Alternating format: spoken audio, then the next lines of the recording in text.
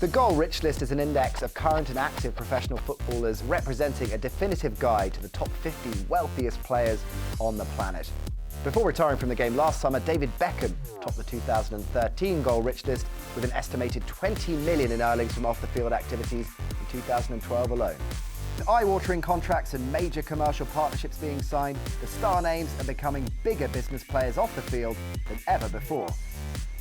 But is the modern footballer being paid too much? To help tackle that question, I'm delighted to be joined by the former Premier League footballer and managing director of ex-pro Dean Holdsworth, and alongside him, the international football writer Peter Staunton. Pete, let's start by tackling it head on. A lot of people say that the salaries the elite players are paid in football are ridiculous. What do you think? What you're talking about, Nat, is the higher 10% of players in the professional football industry, and I think it's definitely justifiable for those guys to be making these sums of money. You know, these clubs are multi-million pound, multi-million euro businesses now, and these players are the ones driving that revenue for the clubs.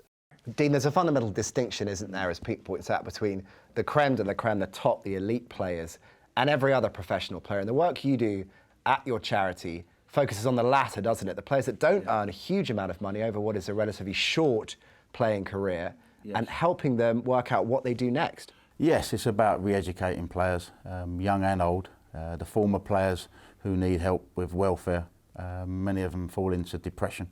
Osteoarthritis is a huge problem for post-career for ex-professional footballers.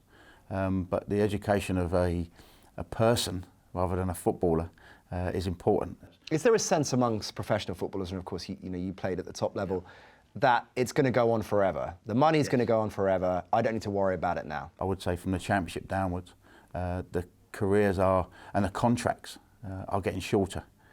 We talk about brand awareness, and for the likes of Wayne Rooney, a fantastic financial package is put in front of him because he's very much a brand of Manchester United. I think it's good business for Manchester United to keep Wayne Rooney and the best players there.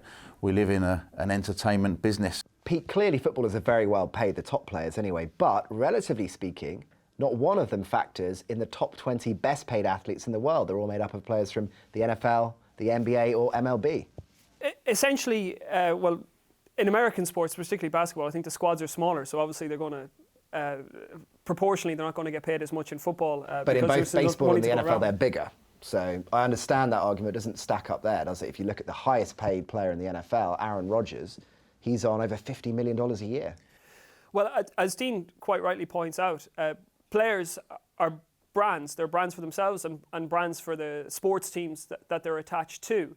And football in Europe, I think, has played catch-up in the last few years to the American sports. The American sports know that it's the players as well as the sports teams that are putting them on the map. And I think players now are being a little bit more clever when it comes to how they sell themselves and you know, how they're rewarded for their own personal brands. For example, you see Zlatan is probably the first major footballer to be sold as a brand on his personality rather than his skills alone. Players are negotiating better image rights deals, which means that they, retain control over their own images and their own merchandise long after their careers end. So it does give them more income. Dean, looking at the comparison between American athletes and football players all around the world, as Pete says, the divide isn't widening, it's becoming closer, and there's an argument to say that in 10 years' time, a lot of the players on that top 20 list of all athletes will be footballers. One thing that's consistent between the two of them right now is that there's very little education that seems to work for those players in terms of post-career, what they do next. There's a Sports Illustrated article that said almost 80% of NFL players were bankrupt or in financial distress 2 years after retiring. Do you think that's the same? Do you find that's the same in football? Yes, again, we look at the stats of footballers and the divorce rate of professional footballers when they post-career they leave the game is very, very high. It's almost becoming, they're unemployable when they leave the game if they have a long career because of the fact that they've never done anything else. The clever footballer and the one who will look at advice and educate himself whilst he's actually in that career. So when he leaves, he can actually live for another 30 years to the same sort of standard as he's been achieving while he's been a player. it's so vital that they do look at the next 25 years after playing, because many of them, as we see at ex-pro, fall into many difficulties, some being health and some being the post-career. What is the next career for them? The void. There's only so many you can go into coaching, sure. And to coaching courses, which we can provide through ex-pro, but you know, it's finding that new career path. Pete, with the riches flying around to the top players, it's inevitable the gulf's going to widen, isn't it? That the top clubs are going to break away further and further from everybody else. For me, it's only going one way. I think we're going to see somewhere along the line that a European Super League of sorts. And in order to fill out the rosters of those Super League teams, which, you know, there's only ever going to be so many world-class players going around. And as it is, those world-class players are in more demand than ever. So that's why you have a situation where Neymar, at the age of 21 and never played in Europe before, can command such a high salary of Barcelona.